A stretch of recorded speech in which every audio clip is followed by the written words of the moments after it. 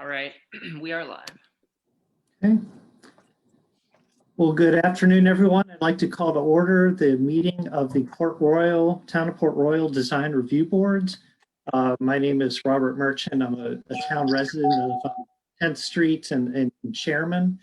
I realize it's hard to go around the room, but could the other members introduce themselves? Buddy Brown, Port Royal resident.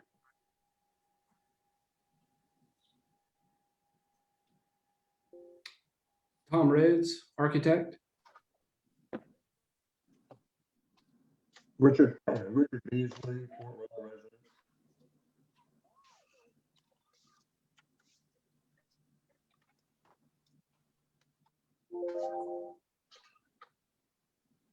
Okay. Well, I'll go next. Linda Bridges, administrator for the staff administrator for the board. Okay. And so we have 4 members here.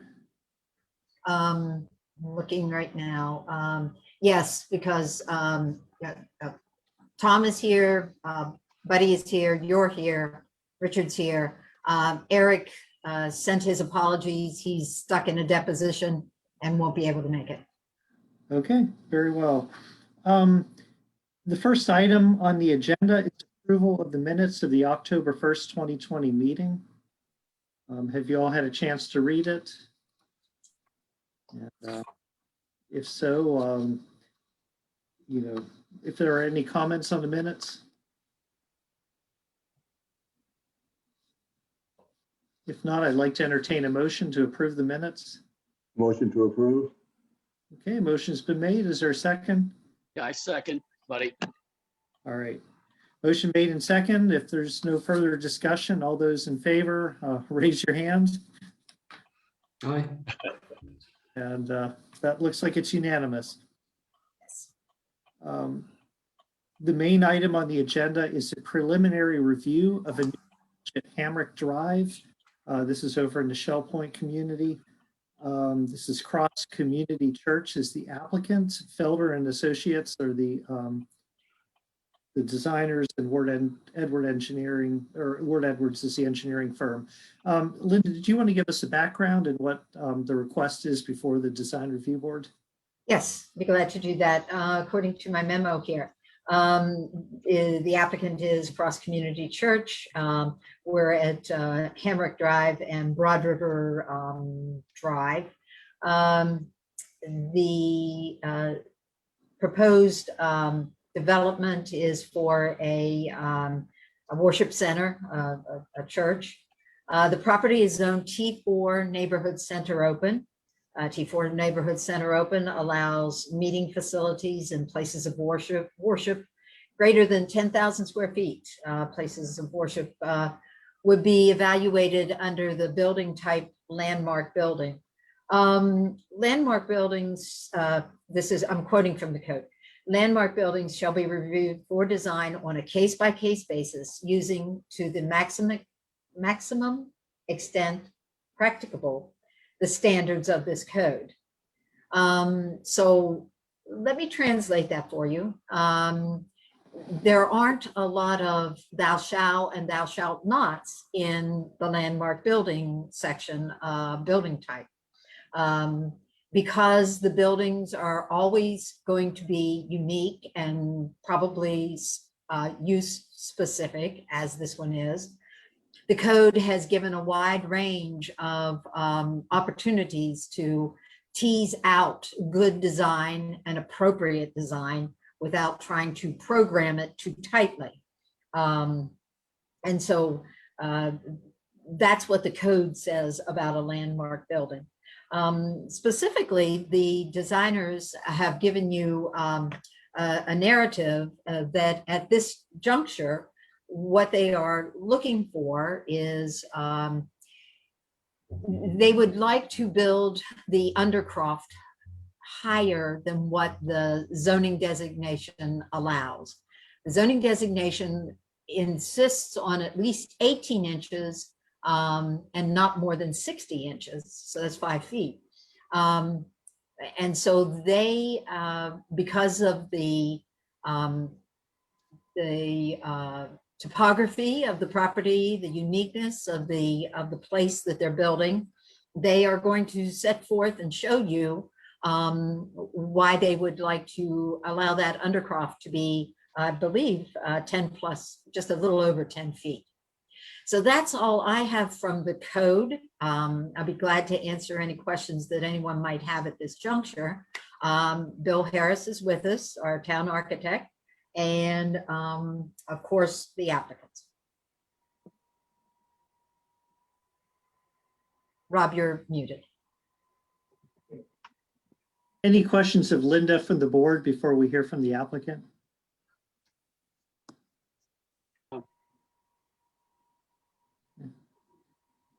I would like to hear from the applicant, an explanation of the design, and then get Bill's comments. So if that works for everyone. Is there someone who would like to present for the applicant? My name's Brian Felder. I'm the project architect for Felder and Associates, or principal. Ryan Claus is with me. He's going to answer most detailed questions because senior architects shouldn't talk too much. But I would like Taylor Burgess, the pastor of the church, to give you a brief introduction to their purchase of the property and their intent. And then I'd like to talk about the issue with us today and how we arrived at this design, if that's all right. Okay. Thank you. Good evening, everyone. Brian said, my name's Taylor Burgess, and I serve as the lead pastor of Cross Community Church. And last year, we had the privilege of purchasing this piece of land and went through the process of rezoning. And we were really grateful for the town's willingness to rezone the property, grateful for support of the surrounding neighbors who we've really tried to cue in to what was going on from even before we owned this property and we're going through this process. And as we've gotten into the project development over the last few months, we've seen, as we knew going in, the site work would be pretty extensive, just being such a raw piece of land that needed a good bit of work. And as the site prep costs went up, it's caused some of our desired program space to come down. Some things we were hoping to be able to do with our initial phase one that likely won't be feasible. And the concept here is that some of the program space that we desire to have in terms of just fellowship space, connecting space for our congregation, some of it that we believe is lost on the inside of the building can be regained outside of the building by developing the space underneath, which is the reason for the request of increase from 5 feet to 10. And so we see a few very positive benefits for this. One is just simply for our congregation, just having more connection space, fellowship space. We're privileged to live in a community where we have beautiful weather about 10 months a year. And so we get a lot of use outside of that. From the beginning of this project, we've wanted the neighborhood to see this as an asset for them as well. Very much space that where neighbors could get together and congregate and have outdoor gatherings in particular in this space. But an even greater practical benefit we see is, with the uncertainties of COVID and new variants and what may or may not happen over the next couple of years, should it become unsafe to gather indoors again, we see this as a space where our church could continue to gather safely outdoors if that became necessary, or even for the town of Port Royal. We're talking about a large square footage of covered area that would be safe, usable outdoor gathering space in the event that something like that ever unfolded again. Again, like everybody, I'm hoping for the best, but also I think wise to plan for the worst, since there's we don't know what could happen again. But at the end of the day, we see this as a great positive benefit, not just for our church family, but for the community, and see this very much as space that could be used by the neighbors and also just from the community at large. And I had to get Brian and the engineers and our design build firm, we have a number of voices on this call, and they can answer a lot of the technical details, but that's really just the heart behind this and what we desire to see this space be used for. Thank you, Taylor. Do y'all have any questions for Taylor before I get into this? Okay. Mr. Chairman, Linda, could we have Ryan Claus take the screen and share some documents?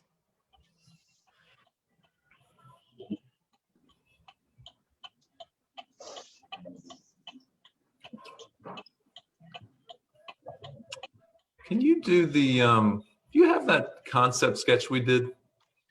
Yeah. So when we were first introduced a couple of years ago to Cross Community Church, we had a preliminary geotechnical report. And I won't say it was the worst I'd ever seen, but it was pretty bad. We have, I won't get too far into that unless you want to, but limited supporting capacity, inability of piles to hold themselves in place in the event of seismic events. And our thinking was that we would probably have to bring in a great deal of soil and build a 5 to 8 foot mound on the site, which is rather unnatural. The inspiration for this really was one kind of boat or dock structures that we might see around our area, usually for recreational use or for marine use, but a building built up on pilings to try and save having to bring in hundreds of truckloads of dirt. And this sketch was done in 10 minutes and shared just as a concept and an idea with the church, and they kind of fell in love with it. And when I look at your design guidelines, I would put this more into kind of the descriptions you use for flex spaces out in more suburban areas, but you talk more about agrarian type structures, but to me, this is more akin to what you might see close to the coast. So that was why we did this. And we figured we'd have to drive piles anyway and just kind of hold them together. So why bring in a bunch of dirt? Why not let the building be elevated? And when we shared this concept, the church naturally said, well, why couldn't we use that space underneath? So that meant elevating it about 4 more feet than we would have normally done. And that brings us to you today. We have some more detailed drawings, floor plans, site plans, etc.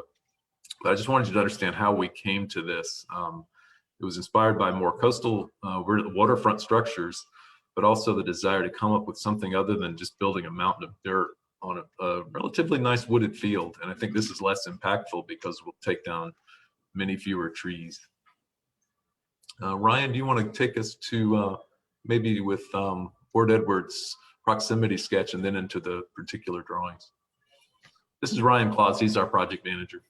Hi, yes, I'm Ryan. We put this sketch together. One question that came up was, how far are we away from the property lines? Where's the building situated? And as you can see, it's here really because this was the high ground. We'll have to do some for the pavement, and we wanted to be as high up as possible and place the building there to save as much cost as we could. So that's generally why we ended up here. But you can also see, it's kind of hard to tell, and Connor, you can chime in as well, but we tried to highlight all the trees that we're keeping around the perimeter that will create a visual buffer. And again, those are the dimensions there that we have for the setbacks, which really is just where we ended up at. It wasn't, well, I guess the purpose of it was to end up in the high ground, but that afforded us a good amount of buffer at the perimeter. And that space to the north is a Shell Point Recreation. I'm not sure exactly what it's called, but it's a park. So That's right. It's not residential development.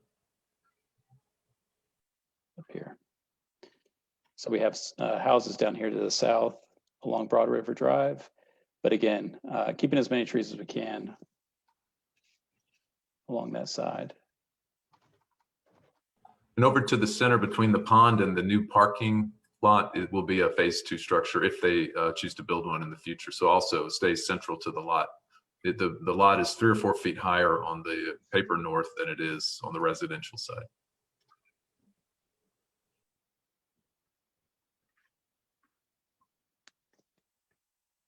I think you can go ahead to the site plan, Ryan, or floor plan. So this gives you a good idea of that we have a large sort of ramped entry. It'll be just below the slope of a ramp. So to avoid the requirements that a ramp would have, but that gets us to the elevation that we need to be really as high as we could to allow that space underneath. And then we'd have a large front porch, which brings you into a large connecting space and admin and education, and then back into the worship space, which would be towards the rear of the building. So the highest portion, other than the tower, which you'll see in the elevations, which is down in this corner, will be the worship space. which will be the most visible from Shell Point, Recreation Pike, I believe is the name of the road, to that side. So, and you'll see from the elevations, it's varied eave heights, but we think it's pretty successful in how it creates variation, but also gives some hierarchy for if we, you know, whether we call it a flex building, a landmark building, an exceptional building type, whatever that is. I think we're fitting fairly well within those categories. Then I'll take it to the elevations. So here you can see this would be looking from the parking lot and coming up that ramped entry. So we have a subtle, but it creates a hierarchy here at the corner with that tower element. And then we have two different, the roof slope changes as you go to vary the elevations. And again, towards the rear there, you can see where the sanctuary space would be. Oh, sorry, it's hard to fit everything in the screen. It is a long building, but again, that's why we varied and helped ourselves structurally with the roofs and the pitches to create that visual interest. And then, you know, we like the idea of trying to keep it, you know, sorry, I'm getting more into the details of the design, and we're really here to talk about the height, but you can kind of see why, you know, it would be a minimal, well, the height that we need, that we're required to be per the ordinance, it just, to us, it made more sense. It makes a lot of sense to give that programmable space, that usable space underneath by just elevating it 4.5 more feet above what would be our limit. So yeah, that description there on the far right corner is perfect illustration. We could drop the building down to the 13. I'd prefer to be at 14 plus 1 board foot, but we could go down to that level. I'm speaking as the architect and somewhat biased, but I think it looks better actually being lifted up. And I know we're not here for design details, but we'll keep the timber piles exposed just like a dock structure. And, you know, we're using wood brackets, engineered lumber for the trusses to try to keep that sort of a wood look like a dock type structure or a waterfront structure.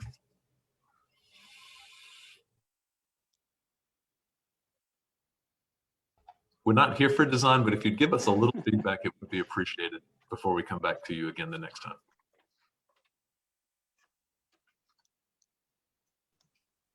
Are you looking for questions now, or are you want to do your presentation and hold off with the questions? Ryan, do you have anything else you want to show? Or Connor, do you have anything that's relevant, you think? Our civil engineer, Connor, is also here from Ward Edwards.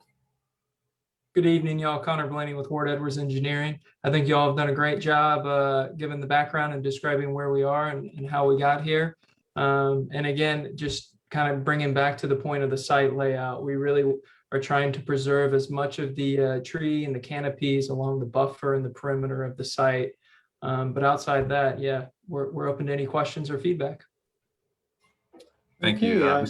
Mr. Chairman, I think we are finished, and if there are any questions, we're happy to answer. Okay, well, I'd like to open it up to the board members for questions for the applicant. Bob, I've got one, if I could start, a couple maybe. The raised space with the timber piers, is that going to be totally open all the way around, or do you anticipate any hog's pen or other enclosures through there, or are your aesthetics going to say that it's going to be open throughout and will not be enclosed? It will be largely open. You can see a hint of 2 staircases that are coming down, egress stairs, Right. Mid-range and left on the north elevation. Our structural engineer has warned us there will be some cross bracing, large 2x members that will diagonals that'll be there periodically. We're going to try to leave large open spaces as we can to allow for educational use under the building, but there'll be some cross bracing that you might expect to see in dock type structures. Yeah, I'd also expect you'd probably have to have some mechanical and plumbing and other type of chase work to get up to the main building. Well, it'll be condensing units on platforms screened, and all of our air handlers will be inside the truss space inside. So there will be the condensing units, but we're not sure where they're going yet.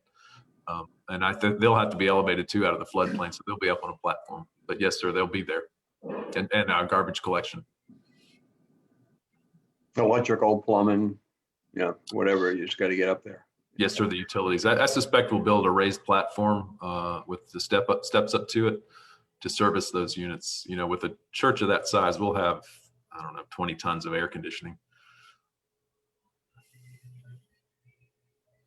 My concern was it looks great in concept, but clutter does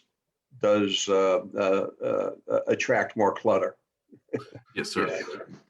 Yes, sir, you're right. And certain sections of this will be paved with loose pavers so that, any water that collects under there. It is largely sandy for the first few feet, but we'll be stripping away, I think, 18 inches and coming back with 2 feet of fill. So the fill will be structural fill and then sand set pavers underneath so it remains loose. So if we do have any settling, which we expect, we can just reset the pavers. Yeah, and I'm sure you're aware that there's been a history of flooding in that whole property, which is Acutely. yeah, yeah. And as a matter of fact, I drove through there 2 hours ago, and after yesterday's rain, the drainage ditches are pretty much overflowing, and the entire property is pretty wet. So Yes, sir. On the dry days we were there when we started this project, the ditch that remains along the residential side, it was full of water. yeah, it is today.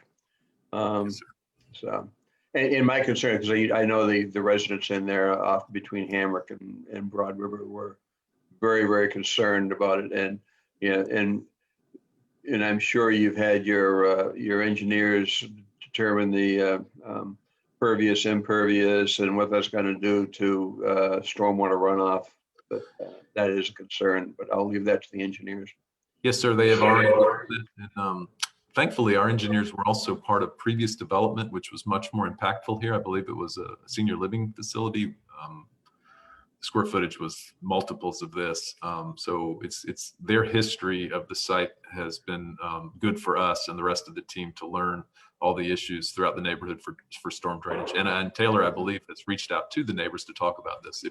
Taylor, if you want to mention any feedback you got, if that's appropriate. I don't know if this is the time for that. Sure, we had the conversation last year, just a little bit. Of course, they were aware of the situation more than anyone, and made sure we were aware. And as I understand it, I think Connor could comment on this a lot better than I did. Is the site doesn't currently retain any of its own stormwater because there is no structure for that.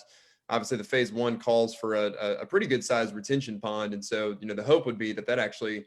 It's not going to solve all of the problems over there, but could certainly mitigate some of that concern by us retaining what isn't currently being retained as a result of rain. But again, I'm not an engineer. I think Connor could speak more clearly on that. But that has been the ongoing dialogue. Yeah, no, that's all accurate. And we're currently going through the design process of the stormwater retention. And as you can tell, there's already a conceptual layout for a pond, which is ample sized, but we're going through those calculations and we're well aware of a lot of the drainage and flooding concerns on this property. And we'll definitely be sure to take that into account. All right, any other questions from board members? What's the total acreage of that project? Connor, I'm going to give you that one. I apologize, I don't have it on hand, but I can definitely follow up with you and provide that information.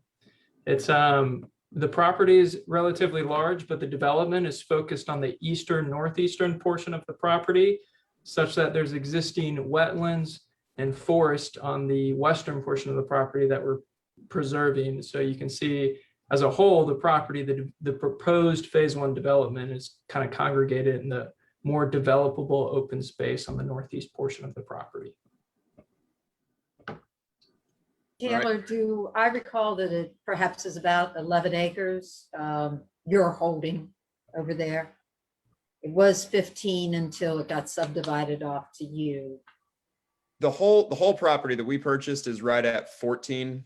Okay. It was 1 acre that the seller retained, but I believe about 13.94 is the total acreage. But again, obviously not developing the vast majority of that during the first phase here. Okay, Thank you. Connor, I'm sorry, sir. Go ahead. Connor, you said 4 or 5 acres in our disturbed phase 1. Is that correct? That's correct. Well, the phase 1, due to some offsite utilities, the disturbed acreage would be around, I think, 8 acres, but on property closer to 4 or 5. Thank you.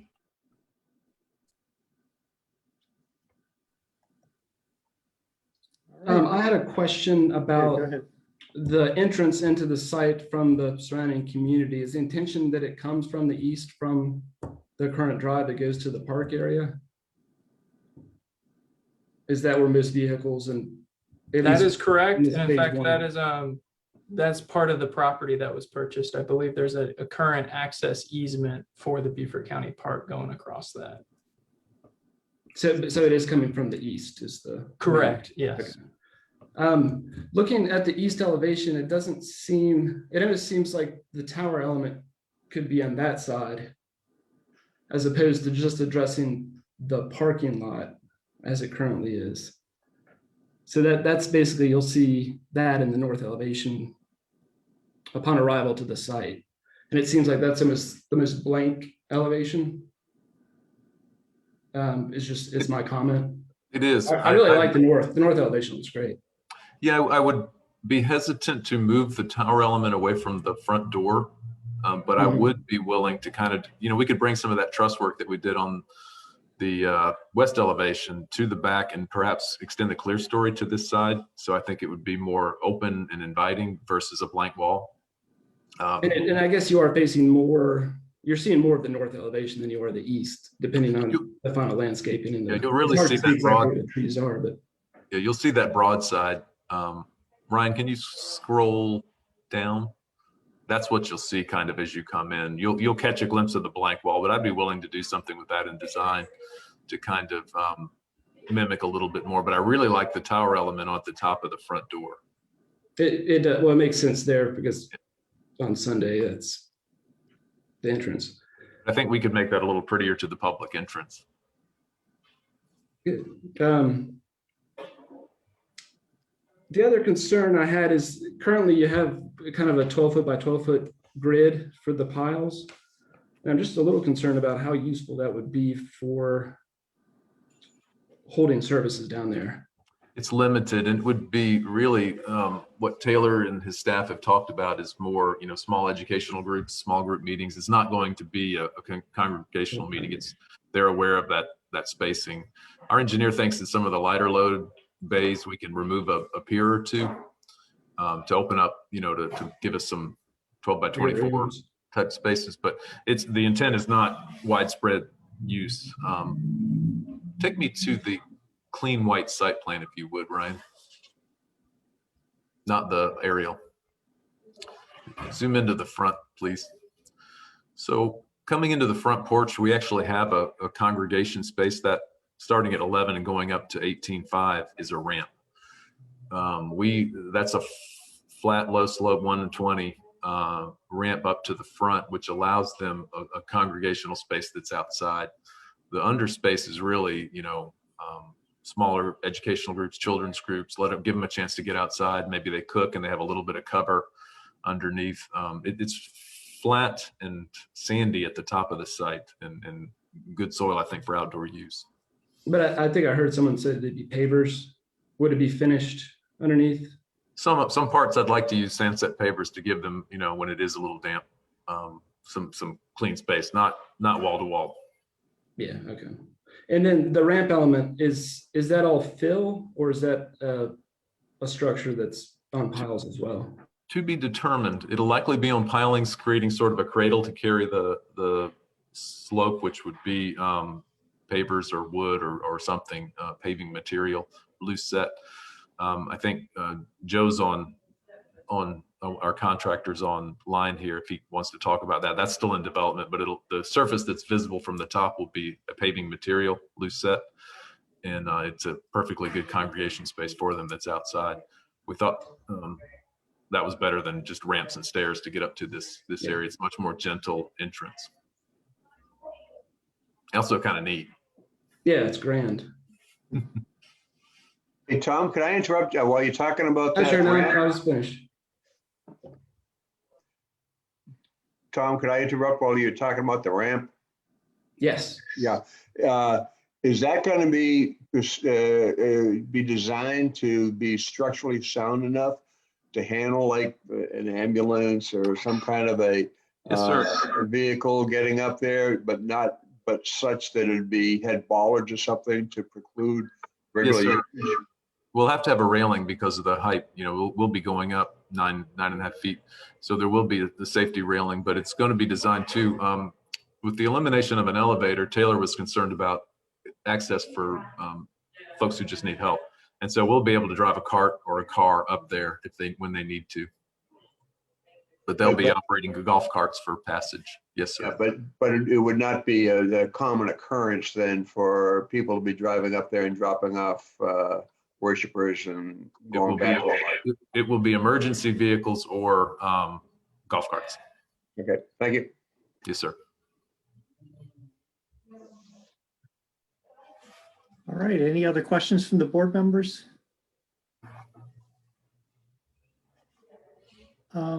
Bill, did you want to provide some comments, architectural comments representing staff?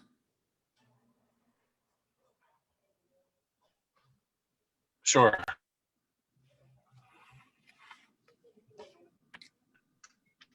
Can you hear me now? Oh yeah, we can hear you. Oh, okay. All right, great. Yeah, overall, I mean, I think the building's pretty great. I don't have a lot of negative things. To reiterate some of the things you've already talked about, there were kind of two issues I thought of. One was, how do you screen the bottom? Because spending some time around churches and facilities like that, I know that stuff accumulates. Youth stuff, kid stuff, whatever you use in the space for, their stuff. And I might propose to come up with maybe a detail that just says, when we do have to or want to secure or hide what we're storing down there, how do we do that? So it might be good to have an approach anyway. And then as you need space, you can maybe grab it and store, but at least we'll know that, at least we'll know what's going to happen down there. And then the second was, I guess the biggest, I guess, question I had was with the renderings, with the elevations, the areas that are kind of your module shape there, right? Are they panels? Is that glass? Is it louvers? What is that exactly? I know there's siding in some of the bays, but there's no real label so on. You're exactly right in all cases. Probably use a hardy siding between the main pillars, and then we'll use a combination of glass and screening. And once we get into the design a little bit more, we'll figure that out. But it'd be a wood look louver and glazing in a glazing type system. And then hardy probably. Then I'd like to keep the verticals looking like the wood timbers, so that it has that look. We can't get the timbers deep enough to go into the ground as far as we have to here, plus get to the roof. So they'll break at the floor system.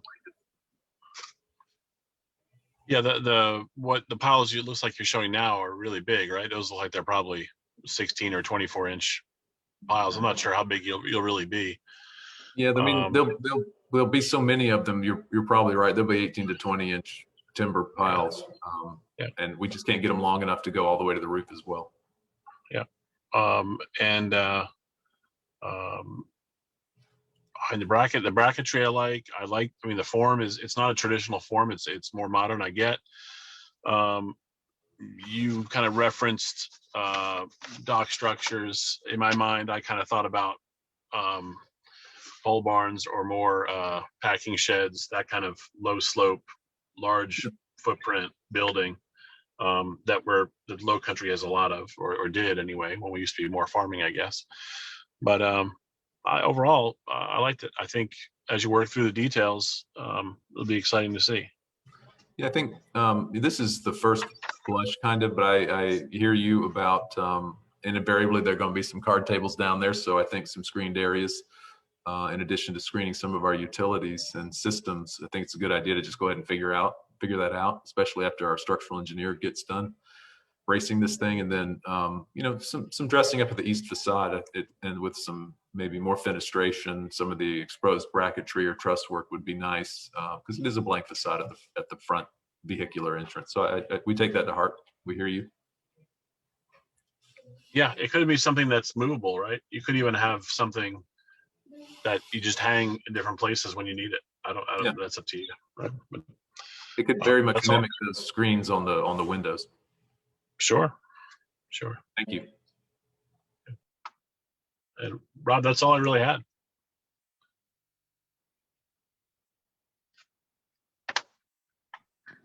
Thanks, Bill. So I guess now, if there's no further questions for staff or the applicant, any board members want to, talk about whether we want to attach conditions to this. Linda, is this coming back for final? Is this a two-part submission? Yes, staff anticipates that you will see it again. This was, we needed to answer this question before they could move forward. And so we're here at this Okay. juncture, but we would be seeing more again. Okay. I mean, my thoughts are, I get from hearing the discussion, both from the staff architect and from the other board members, that we're, definitely there seems to be positive feedback on the design. My question for board members is, do we want to, provide some comments to be included in the minutes or conditions on approval? It seems like there was concern about some screening underneath for, for items that might accumulate under there, and the east facade, doing something to provide more articulation. Any other concerns the board might have that they want to attach? Has the community, especially the neighbors that are adjacent, have they voiced any concerns? Have they had the opportunity to do that?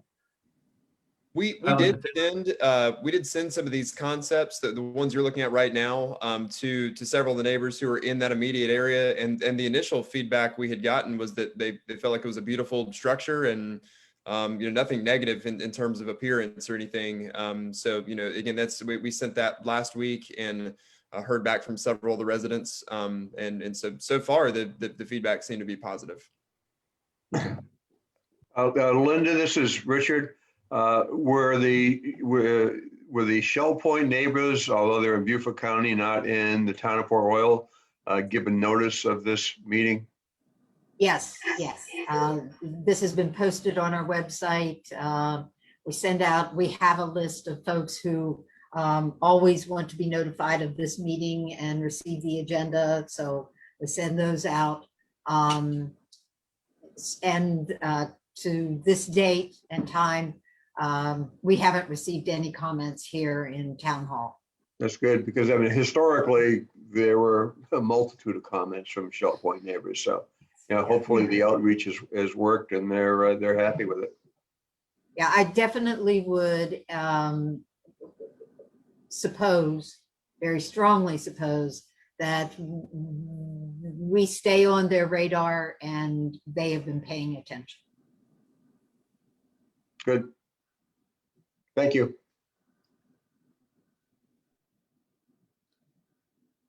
With that, I'd like to entertain a motion from one of the board members.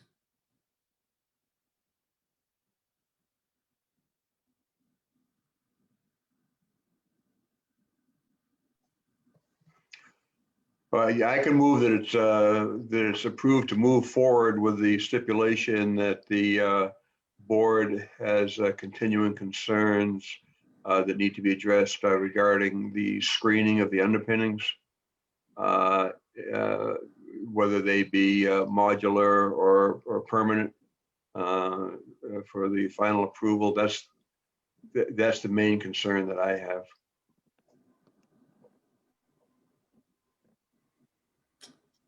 Okay, a motion has been made. Is there a second? Yeah, I'd second it. Okay. Discussion, I'd like to add just, I think that the applicant agreed to do something with the east facade. Do we want to add that as a condition of our approval? I would like to, just mainly because that is the connection to the immediate neighborhood. And also that we will review this again after it's been detailed a little bit more and everything's been figured out. Okay. And now somebody will have to help me with Robert's Rules of Order. So you're proposing to amend the motion? Yes. Mr. Chair, yeah, Mr. Chairman, I think only the motioner can amend his motion. Okay, Well, in that case, I do amend the motion as requested. Okay. okay. And I guess does the senator agree? Yes, I'll have to second it. Okay. All right, with that, any further discussion? Mr. Chairman, doing my notes here, I've got the conditions being screening with the underpinnings, more articulation on the east elevation. And Tom, what was the, to return? I believe you mentioned that we would be seeing it back in front of this board. Yeah, that's what you mentioned would happen, correct? Yeah. Okay. Yes. Okay, I've got it. Thank you. Okay. If no further comments, I'd like to call the question. All those in favor of this motion indicate, I guess we need to say aye with, or we could stop, if you could stop sharing the screen, we could raise our hands. Okay. All right. So those in favor indicate by raising your hand. Aye. It looks unanimous. Yes. I just like to say, and Linda can attest to this, we've been working with the Shell Point community for almost 20 years on and off. And this site has been one that has been a major concern to residents. And I think everything from, apartment buildings to townhouses have been proposed. And I think that this is a great use for the site. So.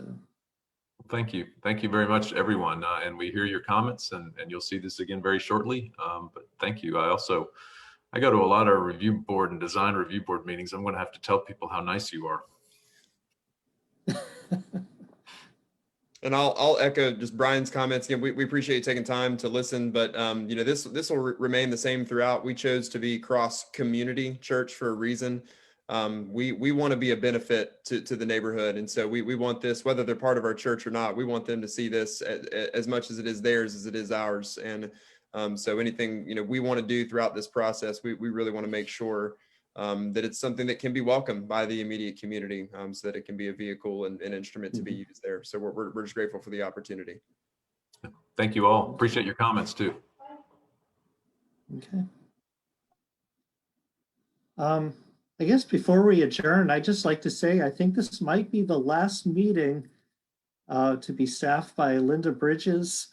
And I just like to say, I've known Linda, been working with her for close to 20 years, or I guess about 20 years. I think it has been, Rob, yes. And I just, it's been a joy working with her. And I think as far as our board has been, you've just been very professional and helped us through some hard projects and, getting all the facts straight and helping us. And I just, we're all going to miss you. And I appreciate all the hard work that you've done for the town. Thank you, Rob. That means so very much to me. Yes, it will be my my final design review board meeting. I've got a month's worth of meetings to be the final act, but so that's what. Yeah, so we're the first final. You're the first final. That's right. Yeah. That's right. And truly, it is. I love this job. I love doing things like this. This has been 20, 21 years of really challenges but always coming out at the other end with wonderful people to work with and good projects, I think, that have risen to the top. So I'm very thankful for the folks like you over the years, and you for helping the town make these hard decisions, and they are hard. So thank you.